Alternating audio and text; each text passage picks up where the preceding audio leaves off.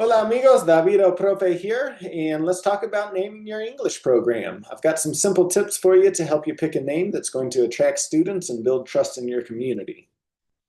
Now, there's a lot of videos in this training series where I'm going to tell you, don't think about it, just do it. This is not one of those. This is one of those videos where you need to put some careful thought into what you name your business because it's the very first thing that students are going to see when they find you. This is what's going to help establish trust and credibility for the English program that you're providing in your community. And if you do it the right way, it's going to make it a whole lot easier for Google to recommend you to the people that are looking for the services that you provide. So a great name is actually going to increase your visibility on Google, Facebook, any other type of online website, social media application, etc. So to take the guesswork out of it here, I've actually got what my students are looking for. This is coming from my Google Business search report.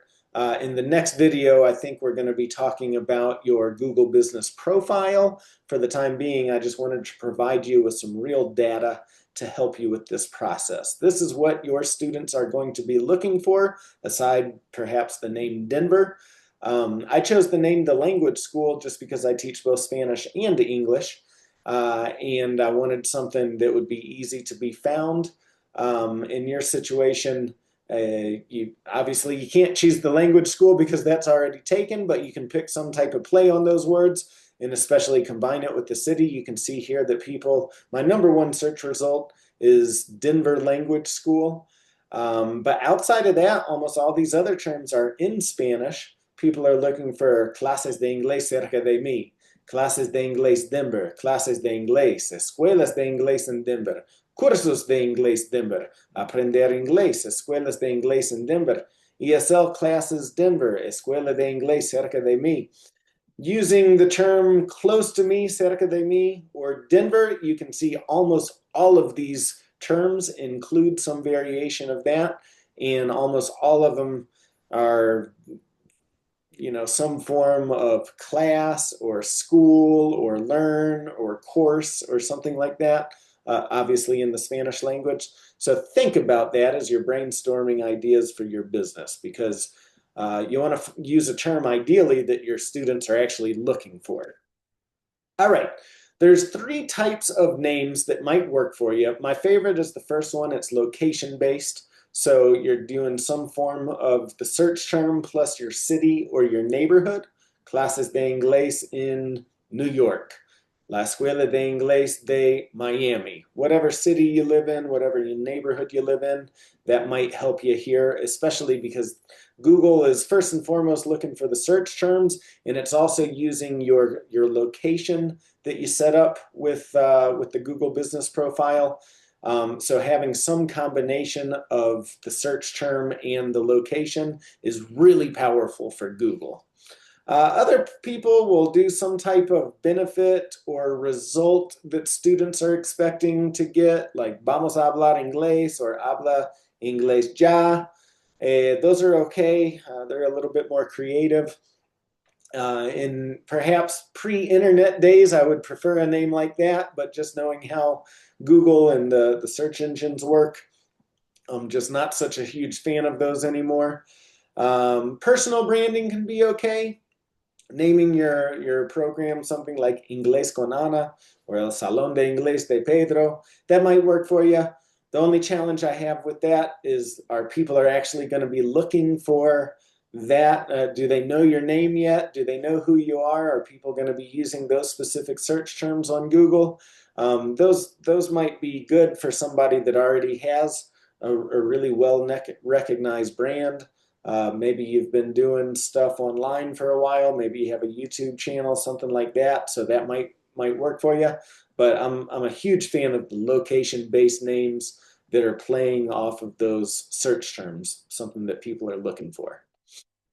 Keep this simple. When it comes to naming your business, you want to make it easy, first and foremost, for people to search for in Google based on the keywords that students are actually using. You want to make it easy to say and spell for your students.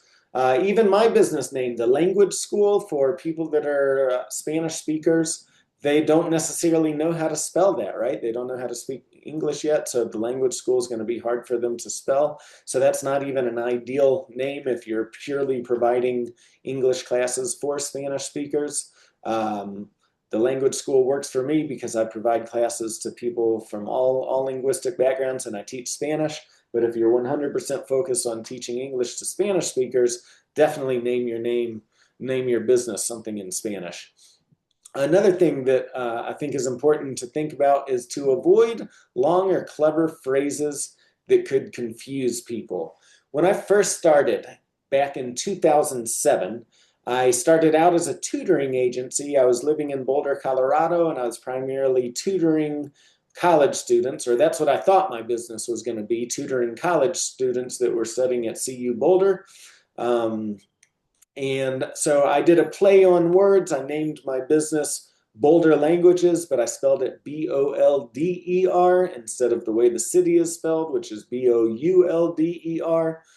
And it was just amazing how confusing that was for people. People didn't get the reference, like I was trying to imply that by learning a language, you would be more bold, you would be more confident. So it was bolder in the sense of being bold. And it was just really confusing for people. About 5 years later, I actually ended up moving to Denver. And then just the name Boulder Languages was too confusing for people. People thought that I was in Boulder. And so, yeah, it actually ended up causing me some headaches, which is why I say, don't get clever with this, right? Keep it simple, make it based off of what people are looking for. All right, so your action item is take a look at those key terms or those keywords that people are actually searching for. Write down 10 potential business names based off of those keywords. Remember to play with your city or your neighborhood. And then search for those names on Google to see if anybody else is already using it.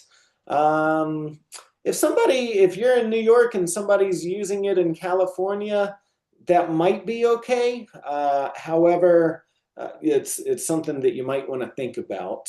Trying to find something that's unique. It's getting harder and harder to find unique names, especially if you're just going with these generic search terms. But obviously, if you put Clases de Inglés New York, that thereby makes it unique. A couple of other things you might want to do, you don't have to, but you might want to just do a quick little check with your local Secretary of State or business registry. Here in Colorado, it's called the Secretary of State, so it's a government organization that you use to register your business. You don't necessarily have to register right now. We'll talk about that later. Feel free to do it if you want to, but simply go ahead and take a look just to see if anybody else is using the name. Because obviously if you choose a name and then you go to register it and you can't, that's going to cause you a headache at some point in the future. Similarly, you can do that on Facebook and then search for the domain name availability on GoDaddy.com. If you're not sure what that is, that's just the URL people use for naming their website. Again, you don't have to get a website. You don't have to register the name with GoDaddy.com. You just want to take a look to see what's available. Because if you've got 10 names that you're starting off with, you may find that 5 of them are already taken, so you can scratch those off your list. Think about it. Have fun with this. And yeah, in the future, this is going to lead into the future training videos where we're going to be talking about setting up your online profile so that students can find you easily. So you'll need this business name in order to do all of the next few steps that are included in this milestone. All right, I'll see you in the next video. Ciao, ciao.